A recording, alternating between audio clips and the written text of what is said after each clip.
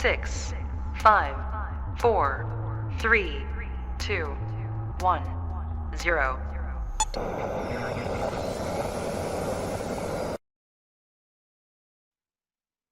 Welcome to Endurance. This is our last episode of Series 1. Today we'll be looking at the mundane, going through the motions, how we just got to keep at praying, keep at reading the Bible, and how just when it gets hard we've got to keep going because that's what makes us stronger, that's what makes us closer to God. Same with fitness. So now we'll go deeper with Andy B. Go deeper. We're looking at mundane, which is kind of mundane in itself. The word mundane, it just makes you go, oh, it's mundane. But actually, most of our lives is not the finishing line. Most of our lives is striving to get to the finishing line. And if you ever watch a race, you can see the people who they're not going to make it. They're too tired. They've worn themselves out. They've gone too fast, too quickly. They've not eaten the right foods. They had a bad night's sleep.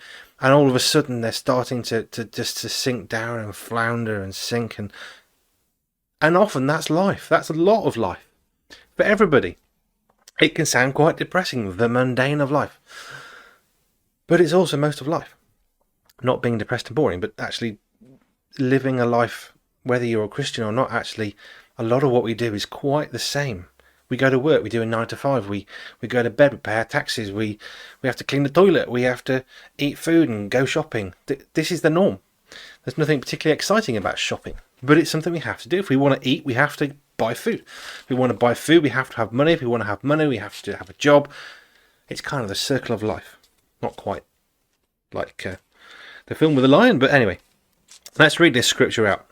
Hebrews chapter 12, and it's the first 6 verses. We often get to the race bit, and there's a bit after which is really important. Therefore, since we are surrounded by such a great cloud of witnesses, let us throw off everything that hinders and the sin that so easily entangles, and let us run with perseverance the race marked out for us. All good stuff. Fixing our eyes on Jesus, the pioneer and perfecter of our faith. For the joy that was set before him, he endured the cross, scorning its shame, and sat down at the right hand of the throne of God. And this is a bit we can skip if we want to stop there. But yeah, it's good. Consider him who endured such opposition from sinners so that you will not grow weary and lose heart. That's the mundane. In your struggle against sin, you have not resisted to the point of shedding your blood. And have you completely forgotten this word of encouragement that addresses you as a father addresses his son? It says, my son, do not make light of the Lord's discipline, and do not lose heart when he rebukes you, because the Lord disciplines the one he loves, and he chastens everyone he accepts as his son. And that was the NIV for that one. The mundane. One of the greatest lies I think that we can teach our children, and we accept as a society, we say to our children, you can be whatever you want to be, do whatever you want to do, and it's utter rubbish. It's a complete lie. It's a fallacy. It's not based in reality. It's not based in truth. Really sad was hearing a teacher say, oh, what job do you want to do? Came up in the primary school. Or what do you want to be when you want to be older? And normal answers, a firefighter and a police service, and I want to go into the army, and I want to be a teacher or whatever. Or I want to be famous. And the teacher inquired more, what do you mean by that? Well, I want to be a celebrity. Well, what does that mean to you? Well, it means I can influence people and be famous. Yeah, but for what? Influence them for what? Oh, I don't know. I just want to be famous. Because that's what looks attractive. And we see people who've got money and power and fame. And when you think of King Solomon in Scripture, we realise, you know what? This King Solomon had everything that anybody could ever have and beyond more than that. And it was never enough. It just wasn't. It became mundane and boring. And when we're running the race, as Christians, we often don't have to shed blood in order to work for Christ, to be a Christian, to be a disciple, to be an ambassador, a reflector of Jesus' life. We don't often shed blood. I have many, many years ago. Because of my faith, I was physically hurt and I was abused quite a long time by some of the kids in school, and I shed blood. Not to the point of death, but because of my faith, because I wouldn't shut up about the fact I love Jesus. You're a Bible basher, and eventually some lads tried to kill me one day, and they didn't succeed, thank God. But I was hurt quite badly because of my faith. That happens all around the world today. That was one incident many, many years ago. There are people who live with this every day. So what's the mundane? What's this? There is no success thing. Well, you can't say to your child, you can be whatever you want to be, or be whoever you want to be or whatever you want to be, because it's utter rubbish. It's great to encourage our children and to push ourselves to have dreams. We've got a great speak truth image that Stephen came up with, which I'll show you.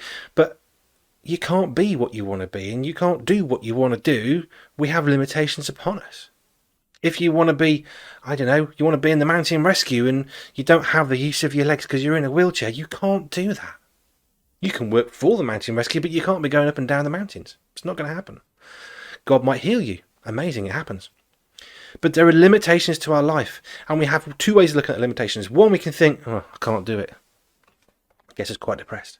Or we think, well, I can't do this, so what can I do with what I have? And that can be really liberating. Children, we all love discipline. We love the idea of boundaries. We love that. We thrive on that. Discipline's a bit of a word, or it's a bit harsh. Well, discipline is what you do, isn't it? When you set your alarm clock in the morning, you set yourself in discipline. You discipline yourself by having an alarm clock that wakes you up at a certain time. Discipline.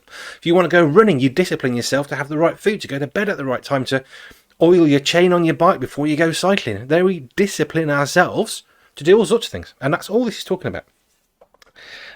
There's a great bit in Proverbs which you want to look at. Proverbs 27, Proverbs 27:17. This is the Street Bible because it just puts a nice spin on it.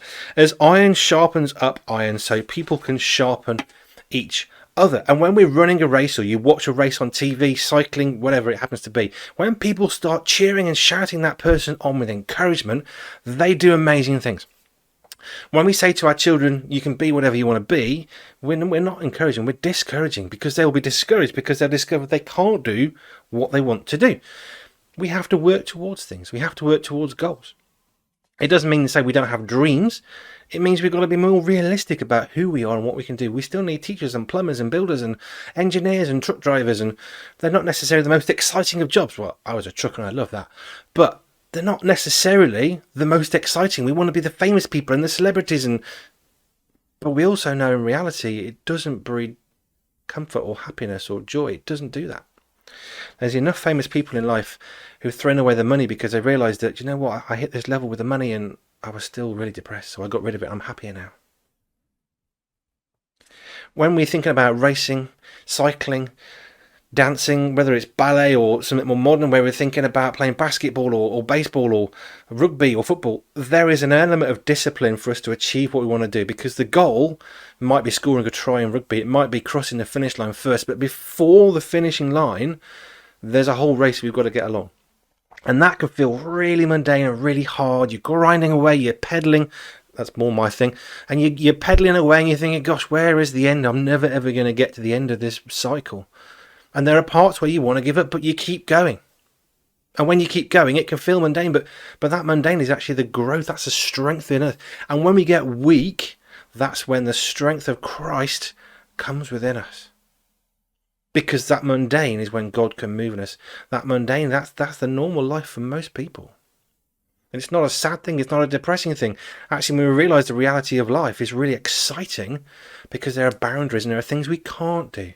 So rather than trying to cross boundaries we can't get past, we should be thinking, well, if I only do this much within this boundary, this little circle I've got, how can I be everything I can be within this circle? How can I be the best I can be at this? And then we can find satisfaction when we work for Christ, when we do what he's asking us to do. We find peace, we find contentment and comfort and joy that just spills out of us. So the mundane can drive us down, or we can accept the mundane is quite normal. Feelings past, that sense of I'm tired, I'm never going to get to the end of this cycle, race, getting to work, whatever.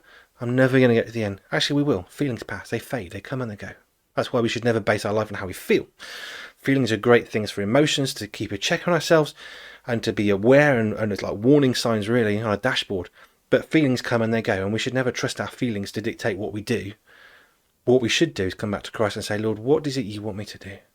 So if you're struggling with the mundane and you think, you know what, my life is really boring, and I go to work and I earn some money and I go shopping and I go to bed and that's my day and it's like rinse, repeat, and that's most people. So don't feel like you're on your own. We all struggle. We all want exciting new things all the time. But when we have a relationship with God, every day is a new day. And iron sharpens iron. it can be misconstrued in some ways, but actually, when you think about a blacksmith making a sword or whatever, there's no gentle tapping. They're whacking this thing with a great big hammer. They're getting it really hot. There's sparks flying off. Iron sharpens iron is not necessarily a gentle process. The mundane can drive us down, but let's be encouraged. Let's be excited to keep going. Let's encourage the people around us. We all have those moments when we think, you know what, I'm really down. I'm really depressed. Life is too mundane. It's too boring. It's too the same. We've got to carry on through, like hitting a tennis ball, like striking a cricket ball, like hitting a baseball. You don't just hit it, you follow through. And that follow through, well, it's a bit pointless because the ball's already gone. But actually that follow through is really important, because that follow through, when you speak to the experts, that determines where the ball goes, where it spins, how it's turning, where it's going to go, how hard it goes. That follow through is a really important part. That follow through is those moments in life when you think, this is really boring or really mundane. So let's carry on with the follow through. Let's work on trusting Jesus Christ to guide us in our lives. Let's not let our feelings dictate to us. And when life gets mundane, let's keep going, knowing there's a goal to achieve. But to get to the goal, we've got to keep going. So keep going. Welcome to #GoDo, where we give you 3 challenges to go do. You can read the scripture, which is Hebrews 12, 1-6. And you can reflect on where you're finding life really dull or mundane. Remember that God works in those times of mundane. Yeah, and keep on going during the mundane times, mundane periods of life. Because just like in exercise, you have to do those exercises over and over again in order to work on the muscles, in order to really grow them. #GoDo.